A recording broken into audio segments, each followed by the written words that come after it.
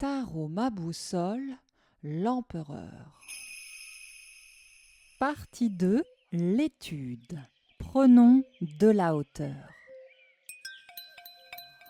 Nous voici de retour ensemble pour étudier cette quatrième lame, ce quatrième arcane du tarot de Marseille qu'est l'empereur.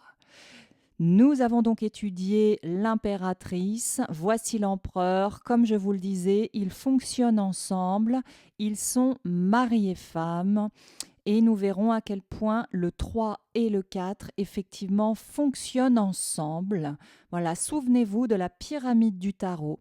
Le 3, nombre de l'esprit représentant le cheminement des arcanes majeurs, et le 4, nombre de la matière représentant les 4 piliers des arcanes mineurs. Nous sommes donc avec l'empereur et ce nombre 4. Allons-y, plongeons dans la numérologie. Observons ce 4. Alors, il est très intéressant d'observer à quel point dans le tarot, la numérologie est importante et qu'elle est particulière. On parle bien de la numérologie du tarot et pas de la numérologie d'une manière générale, bien que dans tous les cas, ça ne veuille rien dire, mais ça, on l'étudie plutôt avec les arcanes mineurs. Donc, numérologie du tarot. Nous observons sur les lames majeures que l'inscription est une inscription qui additionne et qui ne soustrait jamais. Ainsi, nous avons bien 4 colonnes, 4 fois le 1, et nous n'avons pas 5 moins 1, comme ça devrait être écrit. Nous devrions avoir le I et le V pour avoir un 4 qui serait le 5 avec la soustraction du 1. Le tarot, les arcanes majeurs du tarot nous enseignent déjà dans leur manière d'écrire les nombres. Il nous parle simplement du fait que ce cheminement humain ne se fait jamais en soustrayant des expériences. C'est impossible. C'est un chemin d'addition d'expériences. Donc voilà, ici déjà le fait que ce 4 soit inscrit comme ça, on nous parle d'un chemin qui s'additionne, qui se multiplie et qu'il n'est pas possible dans le cheminement humain, dans l'expérience humaine, de retirer des choses, de soustraire des informations. Voilà, il s'agit donc d'arriver à cette quatrième étape, et bien d'additionner première étape, deuxième étape, troisième étape, quatrième étape. Voilà, nous verrons qu'avec le 5, bien sûr, là, on changera de manière d'inscrire les choses. Mais dès qu'il y aura cette notion de 4, on sera toujours avec cette manière d'écrire. Voilà, donc le 4 est un nombre, une vibration assez simple à comprendre pour le coup. Alors maintenant, vous savez, les nombres pairs ont plutôt des vibrations féminines réceptives. Nous sommes avec un nombre pair, vibration plutôt féminine. Maintenant, on commence à comprendre, on l'a vu avec l'impératrice. On va avoir ici un personnage masculin avec un nom masculin, mais une vibration intérieure féminine. Nous avons une complétude. Le tarot nous enseigne vraiment quelque chose autour de notre complétude en tant qu'homme avec une vibration féminine interne et femme dans l'impératrice avec une vibration masculine interne. Voilà. Donc c'est tout à fait logique d'avoir installé le 3 et le 4 de cette manière-là, puisque nous le verrons dans certainement un cours d'approfondissement, je verrai si j'ai le temps de vous le faire, un travail sur les couples, où effectivement ce 3 et ce 4 vont symboliquement être très importants avec ces jeux un petit peu de yin-yang, un petit peu de féminin dans le masculin, un petit peu de masculin dans le féminin. C'est vraiment ce yin-yang, un petit peu de noir dans le blanc, un petit peu de blanc dans le noir. Voilà. Donc je reviens au 4. Vibration féminine, donc beaucoup de sensibilité à l'intérieur de cette lame, à l'intérieur d'elle. Voilà. Ce 4, alors le nombre de la matière, évidemment. Dans le 4, c'est concret, ça tient la route. Donc effectivement, on dit toujours le 4 comme les 4 pieds de la table, les 4 pieds de la chaise, ce qui fait que c'est solide. Une table à 4 pieds, un tabouret à 4 pieds sera beaucoup plus stable qu'un tabouret à 3 pieds. Une table à 3 pieds, on n'a encore pas trop vu ça, à part chez le battleur. Voilà. Donc ce 4, nombre du concret. Quand c'est 4, c'est rationnel, concret, on peut le quantifier. C'est de la matière, c'est matériel, c'est de l'ordre de l'incarnation. Voilà, on n'est pas dans l'esprit, dans le 4, on y était juste avant dans le 3. Dans le 4, ça y est, c'est concret. Donc on peut comprendre tout ce qui touche au 4, on peut le comprendre, on peut le sentir, on peut le toucher, on peut le palper, on peut le quantifier. Voilà, on est vraiment de l'ordre de la réalité physique dans le 4. Voilà, le 4, ça se touche, voilà, on peut, comment dire, on peut, j'allais dire, on peut tâter la table pour vérifier qu'elle tient. Enfin voilà, il y a quelque chose vraiment de cet ordre-là dans le 4. Dans les éléments, bien sûr, ça nous ramène à la terre. Voilà, avec l'impératrice, nous avions l'air. Ici, nous avons la terre. Voilà, ce nombre de la matière, de la concrétisation, de la structure, de l'organisation. Et donc, je vous disais du rationnel. Hein, vraiment, dans le 4, on sera très rationnel. Voilà, c'est pas un nombre irrationnel. Alors, on pourra bien sûr spiritualiser la matière. Hein, on va voir tout ça. Mais quand même, on spiritualise la matière parce qu'il y a matière. Donc il ne s'agit pas du tout de fuir la matière avec cette lame-là, mais bien de se réaliser, d'agir, de travailler dans le concret, dans la matière, les pieds sur terre. Voilà dans les grandes lignes ce 4 pour comprendre cet empereur. Avançons. Allons voir son nom. L'empereur. Alors, bien sûr, à nouveau, un nom qui nous donne une position sociale. Nous sommes dans les premières rencontres du battleur. Les premières lames qu'il rencontre sont vraiment des lames de formation. Donc on est dans des positions sociales, dans des personnages avec une hiérarchie, des maîtres, voilà, des personnes qui vont enseigner des choses. Donc cet empereur est un personnage important. Son nom nous donne sa position dans la société, bien qu'aujourd'hui il n'y ait plus d'empereur. C'est symbolique. En même temps, revenons au tarot du Moyen Âge. Voilà. Donc position sociale qui lui donne du pouvoir. Donc quand on lit l'empereur, évidemment, notre inconscient va entendre une personne d'autorité, une personne de pouvoir, voire quasiment toute puissante, hein, puisque au-dessus de l'empereur, il reste plus que Dieu. Voir les prêtres à l'époque où il y avait voilà ce travail-là. Mais nous sommes avec un personnage d'autorité sur la matière. Empereur, autorité 4 sur la matière. Voilà. Donc l'empereur, il va nous amener, rien que par le nom, sur toute la symbolique autour du territoire. Puisque bien sûr, qu'est-ce qui intéresse symboliquement les empereurs, si on pense à Napoléon notamment, c'est d'agrandir son empire, d'avoir de plus en plus de pouvoir, mais c'est un pouvoir territorial, avoir des terres, avoir des gens à son service, voilà, conquérir le monde. Dans l'empereur, on entend vraiment ça. Alors, on entend de l'argent aussi, hein, bien sûr. Il y a une forme de richesse matérielle. Hein, voilà, on n'est pas dans une richesse de l'esprit quand on prend l'empereur au premier niveau de sa compréhension. Voilà, tout de suite, il est question de pouvoir matériel et le territoire, gardez-le en mot-clé, ça va être un mot-clé très important de cette lame-là. Voilà, la conquête du territoire, mais aussi le respect du territoire. Voilà, ou l'intrusion du territoire, ou l'agression du territoire. Voilà, tout ce qui va être autour du territoire va être très important avec cet empereur. Voilà pour son nom. Alors, pas de jeu de mots extrêmement important dans sa symbolique. Vous pouvez jouer à vous demander qu'est-ce que j'entends quand je dis l'empereur ou l'empereur. Hein, on peut reformuler ce E muet. Voilà. On peut trouver, hein, en réduisant, il pourrait y avoir de la peur dedans. Il y a une lampe. Voilà. Vous pouvez aller vraiment chercher, est-ce qu'il ne tiendrait pas une lampe ici? Voilà. Comme je vous le disais, toute chose qu'on va entendre, on va toujours chercher quel sens ça fait pour moi quand j'entends ça, quelle compréhension ça m'amène. Donc s'il n'y a pas de compréhension, on ne cherche pas. Et si ça vous amène des petits éclairages, vous prenez. En tout cas, dans la théorie du tarot, rien de fondamental. Hein. Là, on n'est pas comme dans l'impère-actrice où il y avait vraiment quelque chose de très important, ou la papesse qui nous emmenait dans toute cette histoire de la papesse Jeanne. Voilà, l'empereur, ici, on est assez, j'ai envie de dire, basique. Hein, voilà. Les empereurs qui nous viennent à l'esprit et vraiment cette vibration empereur autoritaire. Voilà, donc bien sûr, on va penser au dictateur avec l'empereur.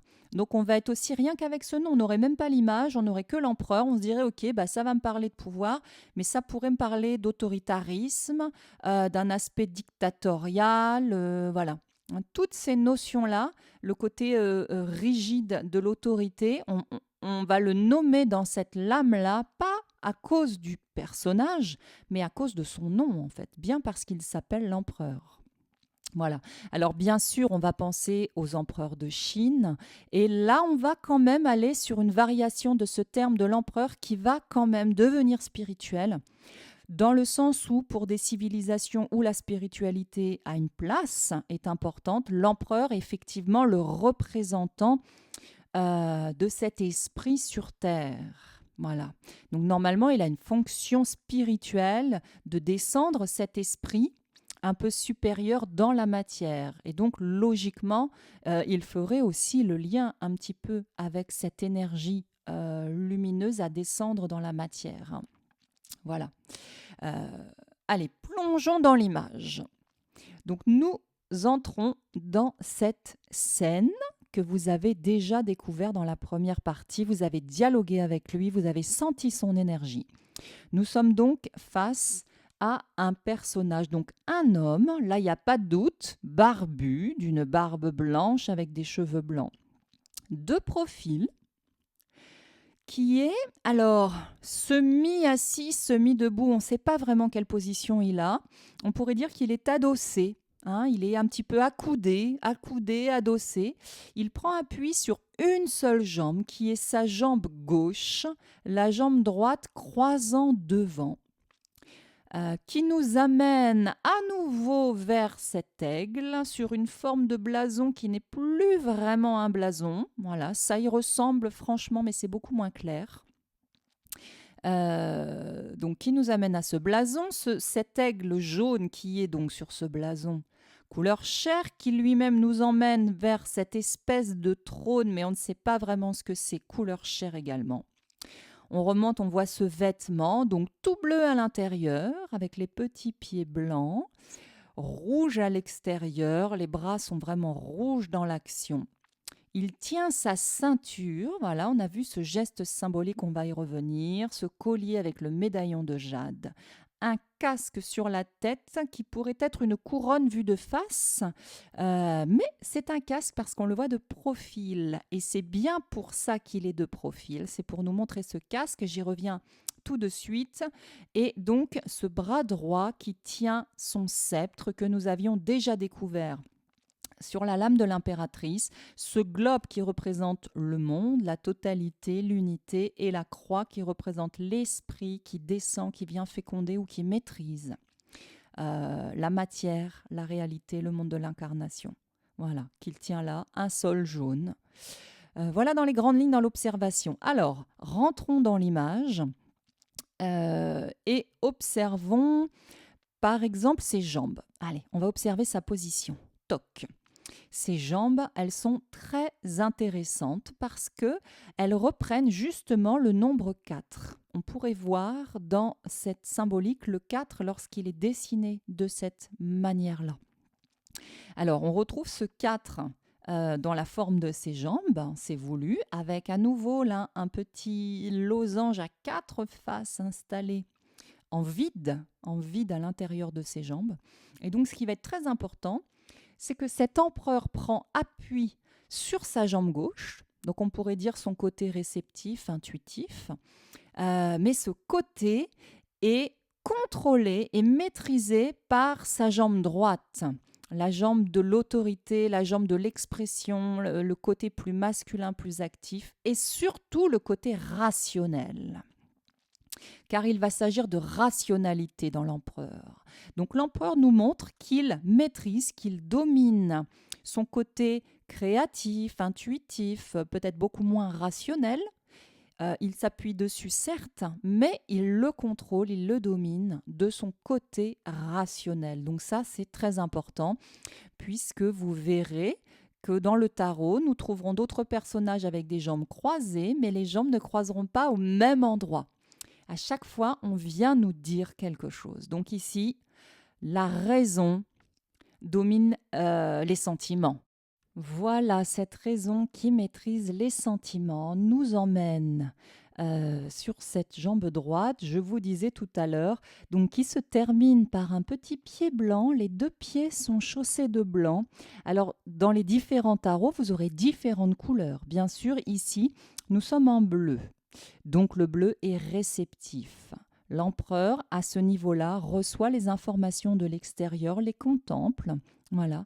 Et bien sûr, il marche sur la terre avec des pieds de pureté, des pieds divins. Et là, on retombe sur cette notion d'empereur, représentant de Dieu, représentant de ces forces divines, de ces forces lumineuses. Le tarot nous parlerait donc ici d'un empereur qui ne serait pas un empereur justement violent, totalitaire, qui viendrait arracher des terres. Voilà. Il est avec des pieds de douceur, des pieds de coton. Voilà. Là où il dépose ses pieds, logiquement, il dépose quelque chose d'une énergie divine. Parce que ses pieds sont blancs, mais sur d'autres tarots, ils sont d'autres couleurs. Il me semble que sur le tarot Jodorowsky Maison Camoin, il a des pieds rouges, donc des pieds plutôt actifs dans le monde. Donc vous voyez comme la symbolique des couleurs est très importante, car le message qu'elles font passer sera différent en fonction des couleurs. Voilà. On est bien sur un sol jaune, couleur de conscience, hein, ça je ne vous le redis pas à chaque carte, mais dès que vous avez un sol jaune, c'est un sol de conscience, on marche sur une terre qui nous permet de prendre conscience de choses, ou alors nous sommes déjà conscients de certaines choses. Voilà. Donc, cette jambe droite nous amène à cet aigle. Hop. Alors, cet aigle, il est là. Clac. Voilà. Cet aigle que nous avions déjà chez l'impératrice. Donc, nous avions dit le roi du ciel. Nous sommes bien sur deux lames royales. Impératrice empereur. Donc, il va symboliser cet aspect royal, mais également symbole de l'esprit, symbole de la vision claire. C'est le seul rapace qui est capable de regarder le soleil en face, c'est-à-dire la conscience. Hein. Le soleil, c'est vraiment ce symbole de conscience. Voilà, donc une conscience extrêmement lumineuse, hein, une grande capacité de conscience. On voit ici que l'aile, ça y est, l'aile est terminée, l'aile est déployée. Voilà, cet aigle est mature. Et nous sommes dans la maturité avec l'empereur, bien sûr. Voilà. Donc cette fois-ci, cet aigle, il est posé au sol.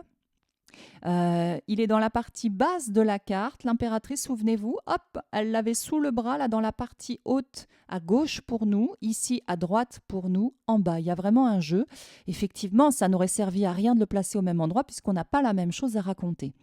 L'impératrice tenait cet aigle, elle le protégeait, peut-être qu'elle s'en servait comme bouclier, peut-être qu'elle était encore en train de maturer sa capacité de discernement. Là, l'empereur, c'est plus son problème, il ne regarde pas cet aigle, il l'a totalement intégré. Voilà. Et donc cet aigle qui est symbole de pouvoir va nous parler d'un pouvoir sur le plan matériel, là où l'impératrice avait plutôt, elle, un pouvoir sur le monde de l'esprit. Hein? Et bien lui, son mari, l'empereur, il a un pouvoir sur la matière. C'est tout à fait logique. Voilà. Alors, un autre point de vue de cet aigle dans la matière, dans le bas, serait aussi de nous proposer de s'élever d'une vision plus matérialiste du monde. Hein. On chercherait des acquisitions matérielles, etc., des possessions matérielles, parce que là, on est vraiment là-dedans dans l'empereur. Hein. L'empereur, il nous invite effectivement à posséder matériellement des choses. Hein. On en a besoin dans notre incarnation. Mais à un certain niveau, cet aigle nous propose de voir ces possessions matérielles avec un œil spirituel, avec un œil de l'esprit. Et donc de nous élever légèrement. Hein, il va nous inviter ensuite à nous élever des besoins primaires voilà, vers quelque chose un peu plus subtil. Voilà. C'est très intéressant d'observer la position des pattes de cet aigle. Il a les pattes clairement écartées entre deux petits monts jaunes, ici, avec un trou entre les deux, sa queue qui pend dans ce trou dont on ne voit pas le fond, hein, il est un peu hors cadre. Vous retrouverez ça sur une autre lame du tarot. Voilà, on verra ça, on fera le lien, mais cette position-là, j'ai envie de ne pas vous le dire maintenant et de vous laisser chercher. Cherchez dans vos cartes quel est le personnage. Alors, le personnage n'a pas les deux pattes comme ça, comme à l'aigle, mais il y a cette idée de deux dunes et de trous vers le bas. Voilà. Et vous verrez qu'il y a plusieurs liens entre cette lame que vous allez trouver et ce personnage. Voilà, donc on en reparlera. Voilà, je vous laisse un petit peu avec cette question en tête. Donc cette aile déployée, pas de problème. Le pouvoir dans la matière, le pouvoir de l'esprit, ce blason. On avance. Hop, l'aigle. Nous pouvons monter. Bah, effectivement, montons sur ce trône couleur chair. Alors, on ne sait pas vraiment si c'est un trône, je vous disais. Ça pourrait presque être uniquement un siège. S'il y avait des manchons, là, il pourrait y avoir des espèces de serviteurs qui le promèneraient. Ça pourrait être un morceau de char, on ne sait pas vraiment. Mais en tout cas, c'est un point d'appui pour lui. On voit bien qu'il s'adosse, qu'il se repose dessus et qu'on est bien dans l'incarnation. Donc on a cet empereur qui s'installe, qui est installé contre son trône couleur chair, comme l'impératrice, donc rien de nouveau, voilà. Un pouvoir qui agit sur la matière, il prend appui sur la matière, on est dans le concret, dans le pragmatique. Voilà. Alors, grimpons un petit peu. Grimpons par exemple effectivement sur ses bras. Donc je vous disais, il a une espèce de veste rouge qui indique donc le fait que l'énergie de l'archétype de l'empereur est une énergie active à l'extérieur, puisque les bras représentent notre action. Voilà, donc une action vers l'extérieur, l'intérieur dans la sensibilité et l'extérieur agit. Voilà. Alors là où je veux vous emmener, c'est très intéressant. Hop, c'est dans l'observation des mains. Peut-être que vous avez noté en observant cette lame que les mains n'ont pas la même taille. Regardez la taille de sa main droite et la taille de sa main gauche. C'est subtil, mais on remarque que la main gauche est plus petite que la main droite. Encore une fois, c'est une manière de donner de l'importance à sa main droite, qui est donc toujours ce côté rationnel, actif, concret, ambitieux, on pourrait dire presque là, hein. Voilà. Donc on insiste toujours sur cet aspect rationnel des choses, actif des choses. On domine, on prend des décisions avec le côté droit, qui est le côté des décisions. Voilà. Et le côté gauche, il est plus petit, il est là, il a moins d'importance. Et qu'est-ce qu'il fait? Il tient la ceinture. Donc ce geste-là, on a vu, c'est un geste de maîtrise. Il maîtrise sa ceinture, ça veut dire qu'il a une forme de pouvoir également sur tout le monde des instincts, puisque cette ceinture, c'est ce qui fait la frontière entre, on va dire, le monde d'en bas et le monde d'en haut. Voilà, le monde des pulsions, le monde instinctif, attention, qui n'est pas du tout interprété d'une manière péjorative, qui va être sa force de vie, qui va être tout son ancrage, voilà, mais on va vraiment parler de force instinctive. Et le haut, le monde plus émotionnel du cœur et de l'esprit, voilà, cette frontière entre les deux. L'empereur maîtrise ses instincts. Ça serait une bonne nouvelle pour ne pas tomber dans un aspect dictatorial, justement. Justement, je maîtrise mes instincts qui pourraient peut-être me donner envie de conquérir le monde avec un empereur, on l'a vu, voilà. Nous, cet empereur du tarot, bien sûr, c'est pas du tout l'empereur qui veut conquérir le monde, on le voit. Il est dans la sagesse, il a une barbe blanche, des cheveux blancs, donc bien sûr, c'est un personnage de sagesse qui sait maîtriser ses pulsions, qui sait agir et prendre des décisions, mais on voit, c'est quand même plutôt à la cool. Il est plutôt détendu. Donc tout ça, c'est des mots-clés aussi qu'on aura. Il est détendu, il prend des décisions, mais le tarot nous enseignerait plutôt de les prendre tranquillement, avec une maîtrise sur nos instincts, voire une maîtrise sur nos émotions, côté gauche. Voilà.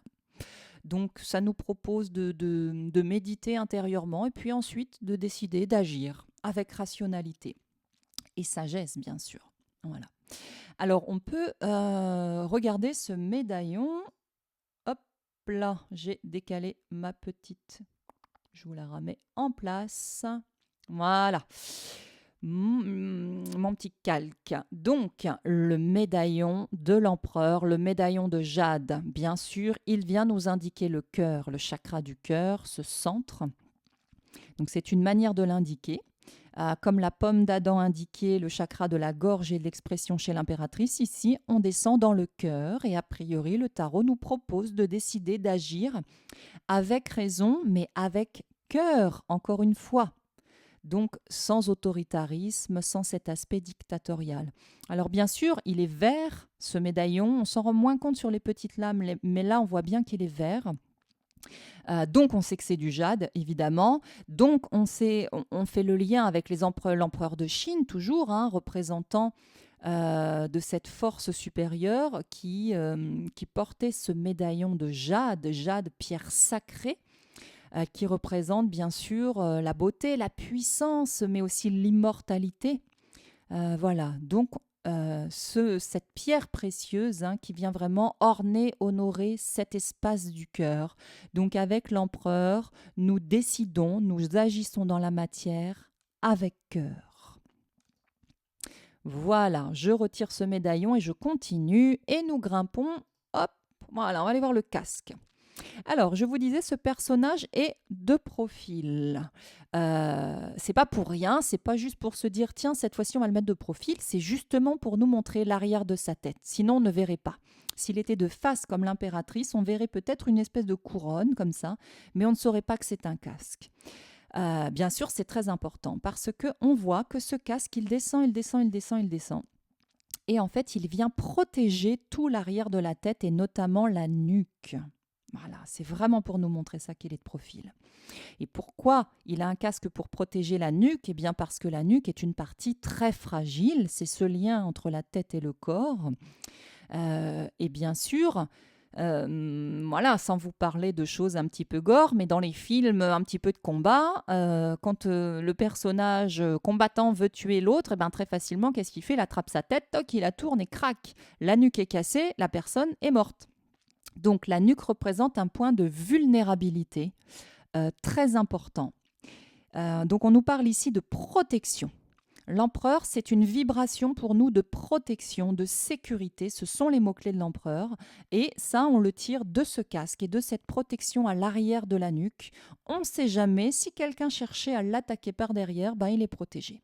Donc ça, c'est quand même pas mal. Et donc, dans notre boussole intérieure, cet empereur va aussi nous parler de notre sécurité intérieure, de notre capacité à nous sentir protégés ou à nous protéger nous-mêmes.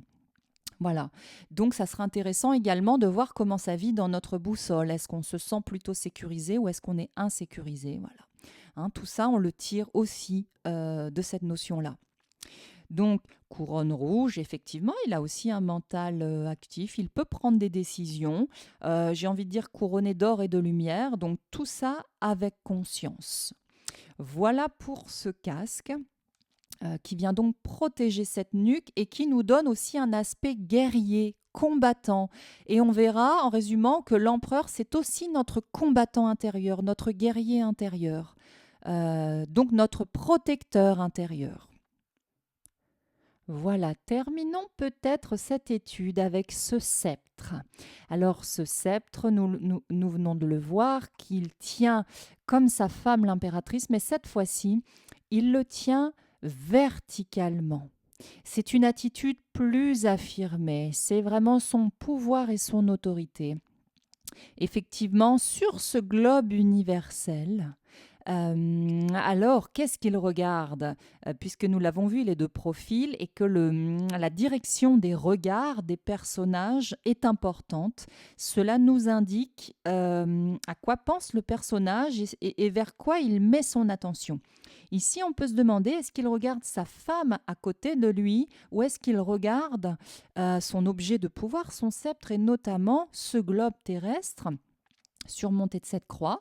Alors, est-ce qu'il se demande si il lui reste des terres à conquérir? Est-ce qu'il se demande si il lui reste des choses à acheter, à avoir? Tiens, ce nouveau téléphone, tiens, ce nouveau grand écran, tiens, cette nouvelle voiture, hein, dans ce côté matérialiste, possession.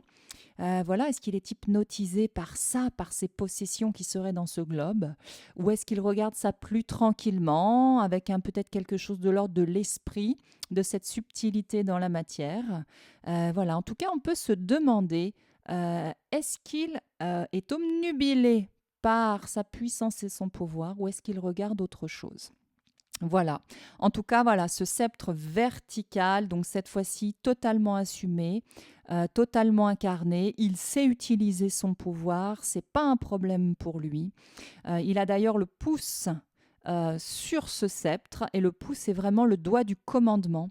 Voilà, donc il y a vraiment de toute façon ce commandement sur l'objet du commandement, hein, donc on est vraiment dans cette symbolique-là de décision. Voilà pour ce sceptre. Voilà, nous avons fait le tour. Nous allons maintenant résumer. Partie 3, résumons.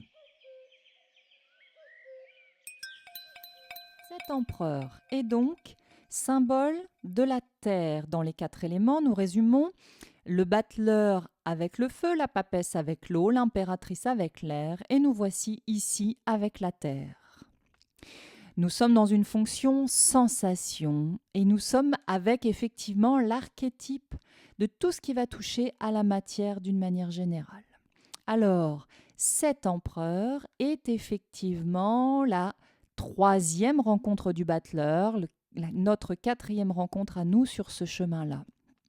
Ce battleur qui avait effectivement, avec l'impératrice, appris à conceptualiser les choses, à se faire des idées, à faire preuve de discernement, à s'exprimer, à affirmer sa personnalité, eh bien, avec l'empereur, il matérialise ses idées. Ces idées qui pourraient être ici dans cette croix, il les descend dans la matière. Voilà. Donc, dans notre boussole, c'est vraiment notre capacité à matérialiser nos idées. Ce battleur, bien sûr, a rencontré beaucoup d'archétypes. Enfin, beaucoup. Il a rencontré 2, mais il a rencontré 2 archétypes féminins, les mères. Nous voici avec le premier archétype paternel. Nous sommes ici avec l'image du père. Et donc, ce père, c'est un père ici qui donne le nom de famille, c'est un père qui bâtit la maison, c'est un père qui pose le cadre, c'est un père qui sécurise, c'est un père qui ramène de l'argent pour nourrir, pour faire les courses. Donc nous sommes dans le premier archétype paternel très important du tarot. Voilà, dans cette fonction du masculin qui peut être incarnée par une femme ou un homme. Voilà, mais en tout cas, il y a cette fonction du masculin qui cadre, qui pose. Voilà, je vous ai qui c'est vraiment le père géniteur, hein, celui qui va donner ses gènes et qui va donner le nom de famille. Voilà, donc on est dans cette première rencontre avec l'archétype paternel dans notre vie en tant qu'enfant, puis à l'intérieur de nous. Et cette lame va venir nous questionner sur la manière dont nous avons intégré cet archétype. Voilà, tout ce que nous avons dit de la lame juste avant, dans sa description, dans son détail, finalement, ça nous parle de ça. Ça nous parle de cette intégration en nous de toutes ces capacités paternelles, c'est-à-dire de protection, comme nous avons vu avec son casque, d'autorité, d'affirmation, de prise de décision, de capacité d'action dans la matière. Voilà, nous sommes sur cet archétype du père. Mais aussi, bien sûr, le père qui est le mari de l'impératrice. Donc, on a de toute façon le couple parental avec l'impératrice et l'empereur, et le couple à l'intérieur de nous, esprit, matière, abstrait, concret. Donc ici, tout ce qui est concret et matière avec l'empereur. Voilà. Donc, cette lame de pouvoir, pouvoir de la pensée pour l'impératrice, pouvoir sur la matière pour l'empereur. Voilà. Donc, il nous renvoie à la matière, le corps, le travail, le quotidien, tout ce qui est rationnel et concret. Faire la vaisselle, faire le ménage, on est avec l'empereur. Prendre soin de son corps, on est avec l'empereur. Le territoire et l'autorité, on a vu. Poser ses limites et les faire respecter. Donc, dans notre boussole, nous sommes ici vraiment avec la carte qui va nous servir à tout ça, à poser nos limites, à les faire respecter, à nous sécuriser intérieurement, à garder les pieds sur terre. Alors, en termes de mots-clés, il y en a énormément. Nous aurons tous les mots-clés autour du corps, de la matière, du travail, du territoire, les limites, la construction, les réalisations concrètes, tout ce qui est de l'ordre de la stabilité, de l'ancrage, de la maîtrise, bien sûr la paternité, donc aussi le sens des responsabilités. Un peu de fermeté, d'autorité, de la structure, de l'organisation, de la rigueur, de la rationalité, de la solidité, de la stabilité, notre guerrier intérieur, la protection, la sécurité, l'animus. Quand cette lame vibre difficilement à l'intérieur de nous, dans notre boussole. On va plutôt être sur une forme d'autoritarisme et de rigidité, voire un côté un petit peu dictateur à l'intérieur de nous, ou alors des interdictions qu'on aurait intégrées ou qu'on pose. Voilà, un côté buté, têtu aussi. Il peut y avoir du manque d'ouverture dans l'empereur. Ou à l'inverse, l'incapacité à poser des limites, à faire respecter son territoire. Et puis, il y aurait aussi un manque d'incarnation. Hein, voilà, une difficulté à assumer son incarnation, quelque chose un peu d'instable. Et à l'inverse, quelque chose de très matérialiste. Voilà. Alors, dans un tirage, il nous propose, eh bien, dans cette boussole, on va reprendre tout ça et on va le synthétiser. Donc, effectivement, il nous propose de structurer, d'organiser les choses, hein, de se mettre en action avec une forme de volonté ou d'autorité. Voilà, il nous proposerait de se mettre en action. Il nous proposerait aussi, selon les cas dans notre tirage, de faire preuve de rationalité, de garder les pieds sur terre. Voilà, on ne s'envole pas avec l'empereur. Hein, donc il nous propose, garde les pieds sur terre, sois rationnel. Il pourrait nous proposer, alors là c'est un aspect un petit peu plus divinatoire, pourquoi pas de prendre appui sur un homme de notre entourage, hein, un homme qui aurait ce genre de capacité, hein, d'autorité, de décision, d'esprit clair, voilà. Alors bien sûr, dans un tirage, l'empereur nous propose également de faire preuve d'autorité intérieure. Voilà, par moments, on est un petit peu dispersé. On peut vraiment tout à fait aller utiliser notre empereur et lui demander qu'il nous permette un petit peu de nous réaligner là intérieurement et de faire preuve d'autorité. Par exemple, quand les idées dans la couronne de l'impératrice tournent, voilà, l'empereur, lui, c'est comme s'il arrivait là-dedans et puis un peu comme un papa, il arrive et il dit stop. Ça suffit, maintenant on va se coucher. Ça suffit, maintenant on arrête de s'énerver. Bon, du coup, ça nous invite un petit peu, hein, en caricaturant, à rapatrier cette capacité à l'intérieur de nous par moment, avec nos émotions, notre mental, voilà. Il peut aussi nous proposer, dans un tirage, de faire preuve d'autorité à l'extérieur de nous, selon la question. Hein, ça peut nous inviter à poser nos limites et à faire preuve d'autorité aussi. Hein. Voilà, il pourrait nous proposer aussi de définir notre territoire, notre cadre. Voilà. Un empereur peut venir nous dire, OK, définis ton cadre là par rapport à ton projet, ou par rapport à ton problème, ou par rapport à ta question. Voilà.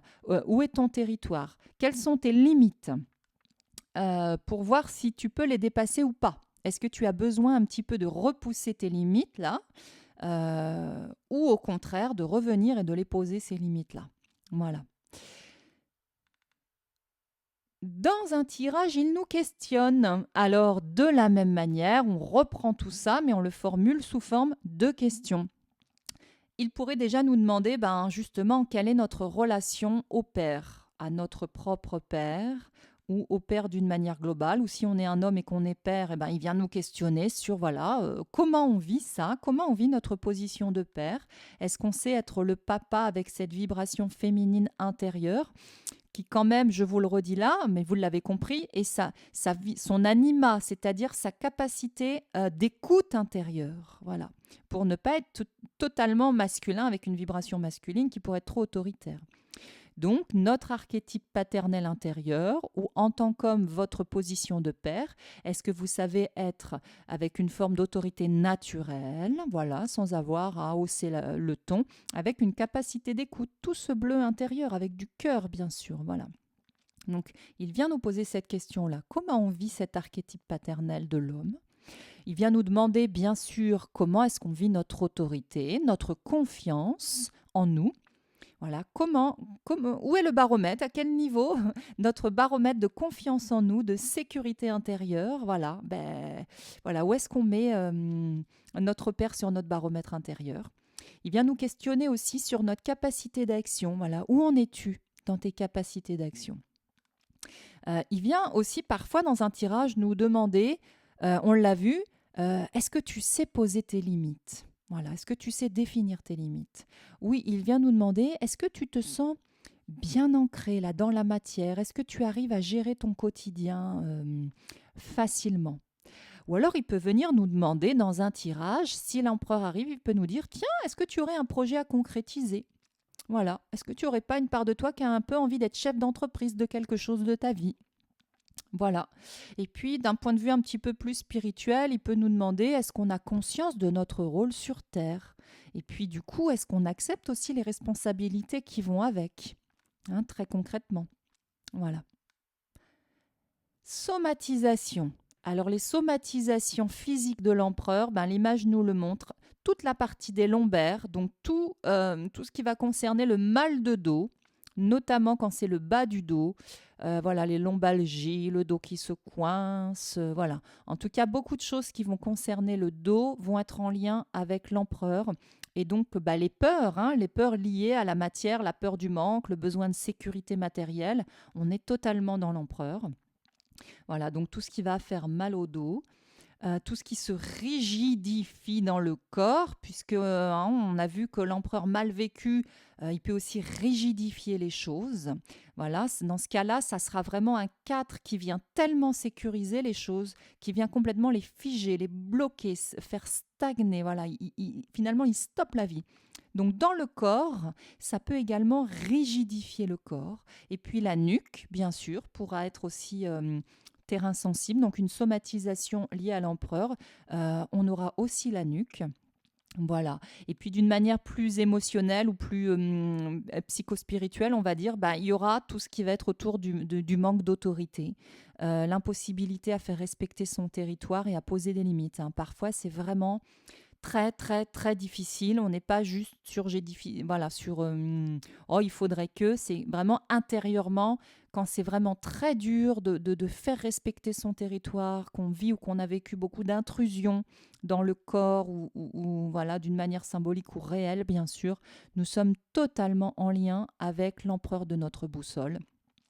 Et donc on voit comme ces premières lames du tarot des arcanes majeures sont fondamentales parce que bien sûr, dès qu'il malheureusement nous vivons une expérience de vie où il y a agression sur notre corps physique, et ben ça vient voilà, ça vient bouleverser cet archétype à l'intérieur de nous qui ne sera plus sécurisé, qui aura du mal à se défendre ou qui va se surprotéger. Voilà, donc on sera complètement. Donc là, je vous parle plus de somatisation psychique émotionnelle, mais on est réellement dedans, hein. C'est important aussi de pouvoir associer cette fameuse boussole, c'est-à-dire comment on se sent intérieurement avec les lames. Voilà, donc dès qu'il y a eu des problématiques avec ça, c'est très intéressant de revenir dialoguer avec l'empereur, notre empereur intérieur, et voir un petit peu où on se situe et demander un coup de main. Demander symboliquement un coup de main à notre empereur intérieur pour qu'il vienne nous aider à apprendre à faire ça, à poser ses limites, à mettre de la distance avec les choses. Voilà, et j'anticipe déjà un petit peu sur la manière de l'activer. Donc effectivement, vous pourrez activer votre empereur sur votre mandala du tarot en mettant un cristal dessus, en le prenant dans vos mains, en méditant avec lui, en demandant énergétiquement à vous relier à ses forces. Et bien donc on pourra activer l'empereur déjà pour concrétiser nos projets, pour se mettre en action, matérialiser, réaliser les choses. Voilà, on va demander de l'aide un petit peu magique de l'empereur pour qu'il vienne nous soutenir. On pourrait aussi l'activer pour se projeter dans l'avenir avec plus de sécurité et de stabilité quand on a peur de l'avenir. Aussi pour mieux vivre notre incarnation au quotidien, avoir les pieds sur terre, voilà, faire les courses, s'occuper de tout ça dans notre corps, voilà. Nous reconnecter à notre corps, aussi pour avoir plus de confiance, d'autorité, de volonté, de sécurité intérieure, hein. Je reprends tous les mots-clés à chaque fois d'une autre manière, donc vous commencez à bien comprendre. Également, pourquoi pas, pour faire preuve d'ambition. Voilà, sans laisser tout le temps le doute s'emparer de nous, bien que le doute soit utile, hein, mais excessivement il nous bloque. Donc on active l'empereur si on a un petit peu d'ambition, si voilà, on a envie de faire des choses pour se donner les moyens. Voilà, parce qu'il n'est pas question de rien faire hein, avec cet empereur. Au contraire, c'est quand même notre ambition intérieure, les choses qu'on a envie de réaliser dans le monde, hein. On est venu quand même aussi pour faire des choses concrètement. Donc avec l'empereur, on se donne les moyens. Voilà. Et puis pour les hommes, on pourrait aussi activer l'empereur pour vraiment venir assumer votre force, votre polarité masculine sécurisante. Parce qu'en tant qu'homme, vous êtes relié à l'énergie de l'empereur d'une manière assez importante. Et donc, pour des hommes qui voudraient travailler sur leur masculin, c'est quoi pour moi être un homme? C'est quoi pour moi être un homme voilà, stable, solide, bien qu'un homme ait tout à fait le droit d'être instable et pas solide. Il ne s'agit pas de ça, hein. Voilà. Mais ça sera intéressant pour les hommes d'aller travailler sur leur empereur, puisque c'est quand même une lame très importante pour eux, pour travailler sur cette notion de c'est quoi pour moi être un homme, par exemple. Voilà, nous avons fait le tour de l'empereur. Je pense que je n'ai pas oublié de choses. Voilà, je voulais juste revenir sur l'aspect rigide du 4. Voilà, que j'ai peut-être pas beaucoup indiqué dans la numérologie du 4. Mais bien sûr, dans le 4, hein, on construit la maison, on se met en sécurité dans la grotte. Sauf qu'à un moment, il va falloir sortir de cette sécurité de cette maison. Sinon, on reste bloqué à l'intérieur et on fige le mouvement de la vie, comme je vous le disais. Et ça va être le job du 5 qui va arriver juste après le 4 et qui, dans la maison, va finalement venir ouvrir la fenêtre pour faire un petit peu d'air là-dedans et finalement nous donner envie aussi de sortir de ce 4 pour aller explorer le monde. Mais pour pouvoir sortir sécurisé du 4, il faut avoir bâti le 4. Donc cette étape est très importante. Voilà, je vous souhaite de belles aventures avec l'empereur et je vous retrouve avec le pape.